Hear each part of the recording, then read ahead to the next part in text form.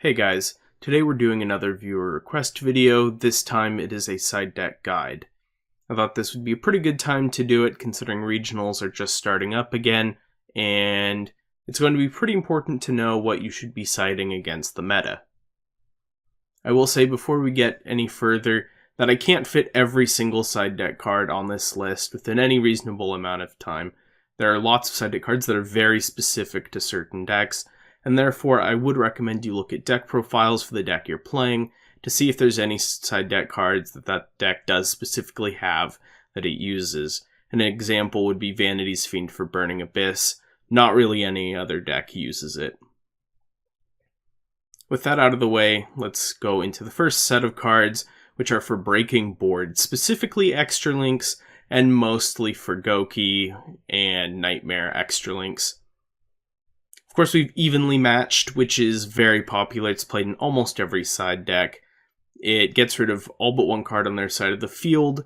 It can be negated by things like Trigate, and it is vulnerable to Mind Crush, but it's just all around a very solid card.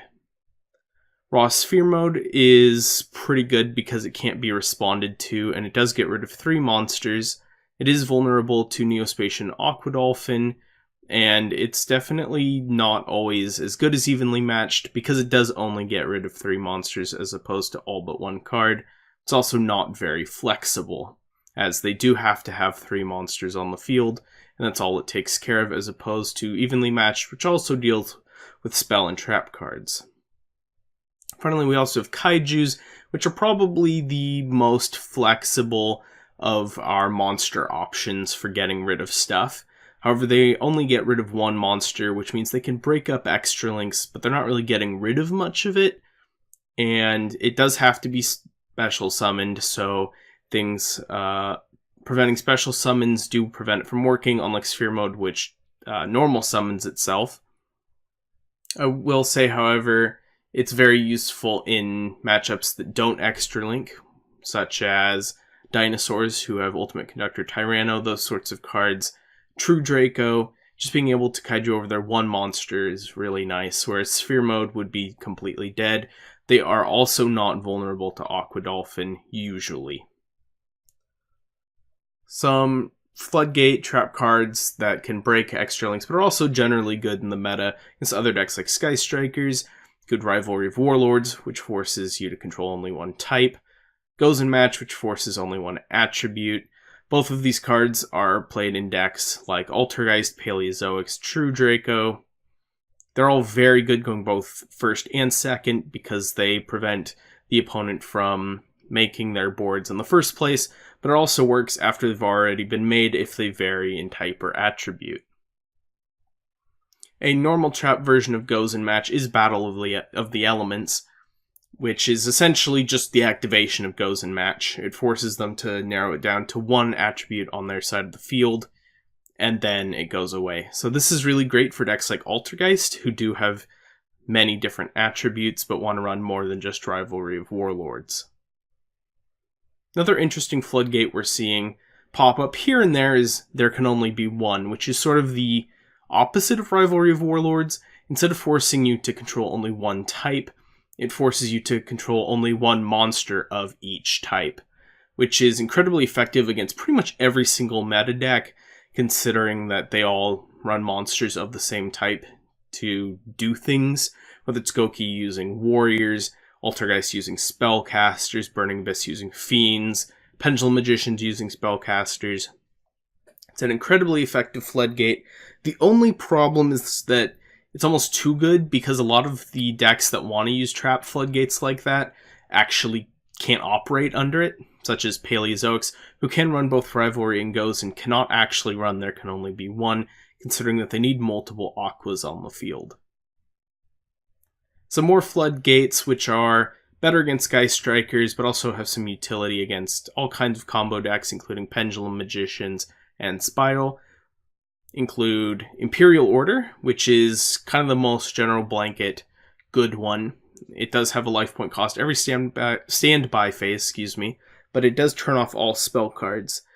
The only real downside, of course, is that life point cost, as well as the fact that it can be chained to by cards like Twin Twisters to destroy it. Similarly, Anti-Spell Fragrance has the issue of it being possible to chain to it, and it's not quite as good as Imperial Order because it only forces them to set their spells for a turn. So instead of just permanently turning them off, it only delays them a turn. However, it is unlimited, and delaying their spells even a turn can break up a lot of combos and make decks like Goki, who need rematch, a lot slower. Magic Deflector is a normal trap card that does not have the same issue with being chained to. Instead, it works on all spell cards except normal spells for the turn. So it is only for one turn, which is a weakness in of itself, but it can't be chained to, which is pretty huge considering Twin Twisters is seeing a pretty big resurgence in play. And so a lot of decks like Paleozoics and Altergeist are going to be citing 3 of them for the Sky Striker matchup, and sometimes even the Pendulum Magician matchup, depending on the specific variant and what spell cards they're deciding to run. In order to deal with all of these floodgates and trap cards, again, evenly matched, talked about it earlier, it's very good against getting rid of lots of trap cards, considering it forces you to narrow down to only one card. Also, Twin Twisters I've talked about, it's seen a huge resurgence in play due to all of the floodgates. It can chain to all of them, including Imperial Order and Anti-Spell Fragrance, to destroy them right then and there.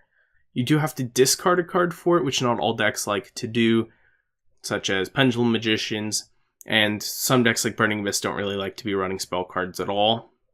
So, not every deck can run it, but Twin Twisters is very, very popular for a lot of combo decks right now in general.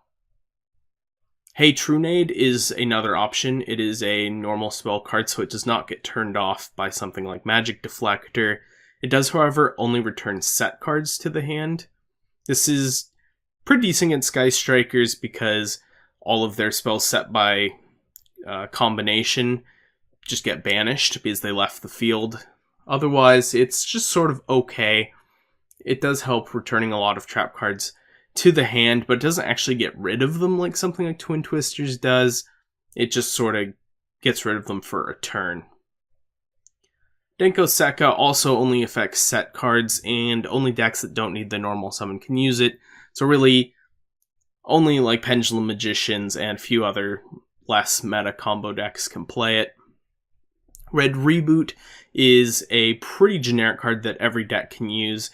It does, however, require you to pay half your life points to play it from your hand, and it allows the player being Red Rebooted to set any trap card from their deck to their field. So if you activate Red Reboot, you better be prepared to one turn kill them, because say you're playing Goki and you make your Extra Link, but then don't kill them, well, after you had rebooted them, they could have set something like Gozen Match or Rivalry, and they're going to pick apart your Extra Link immediately.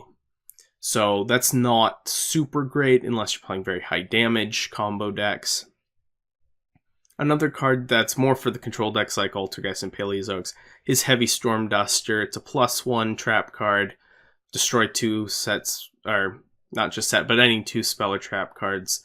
It's pretty effective for them. Decks that can't afford to take it slower. Next, we're going to go into hand traps.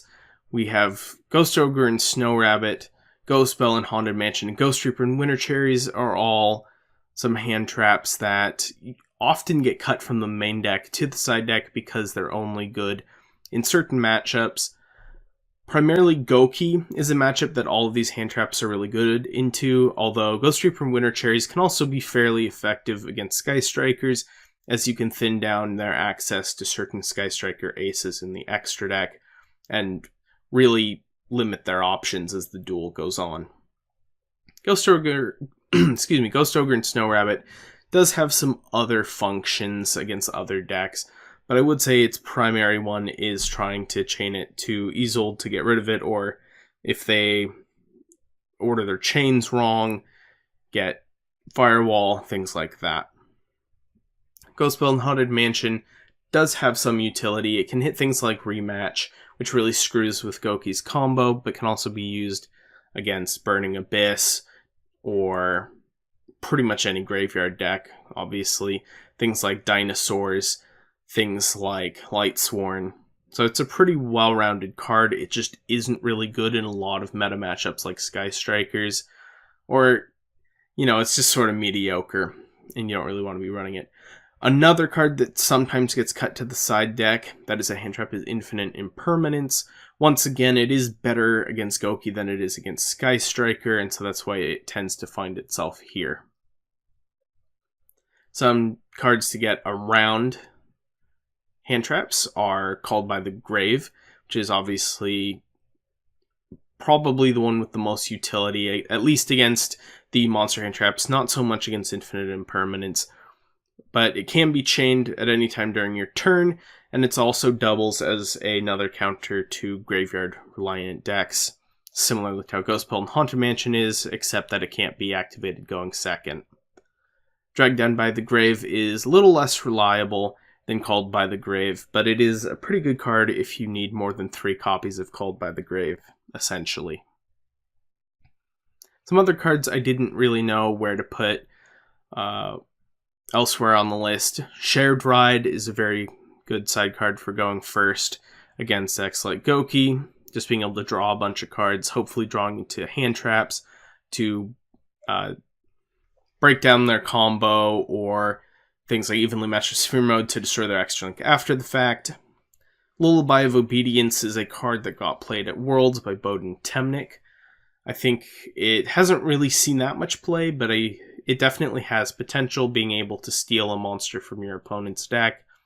I think it certainly is used in decks like Altergeist, where, as Temnik displayed at Worlds, you could call Inspector Boarder to out another Inspector Boarder. So I think that's kind of an interesting way of using it. It's also just good in mirror matches. If you're playing Sky Striker, for example, and you don't have a Ray, you could use a Lullaby of Obedience and try to call for their Ray. I don't think that's really that great of a play, because then the Ray goes to their graveyard, but that's just sort of a random example. There are much better, more relevant examples than that. And finally, as I mentioned, Inspector Boarder is a monster floodgate that's incredibly good against both Altergeist and Trickstars. And yeah, I guess that's the list. Tried to go through it as quick as possible because there were quite a few cards. If you have any other side deck cards that you would recommend to your fellow duelists, make sure to put them in the comment section below, and I will see you guys in my next video.